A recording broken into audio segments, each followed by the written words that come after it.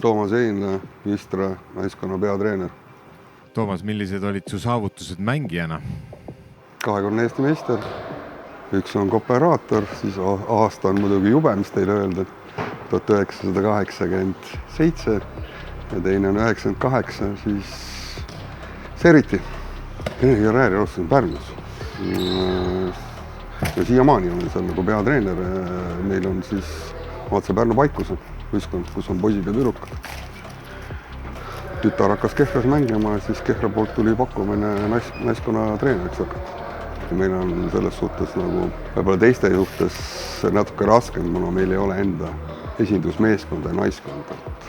Tegeleme noortega tasapisi, võistkonda luuakse 10 aastaga, vaatame.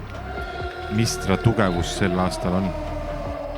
Meil on ühtne koosseis, me oleme juba küllalt palju juba kokku mänginud, esimesed aasta oli nagu raske. Aga lähme siis nagu tulemustes, mis Eestis toimub, et meil on kokku mäng, kõik on hästi sulandunud ja seltskond aga muidugi hea. Millist vastast ootad enim Baltimere turniirilt? Alagrupp on meil muidugi selline, nagu ta on. Aga võimalused on, huviga ootan, mis saab Granitase mängust. Aitäh, Toomas!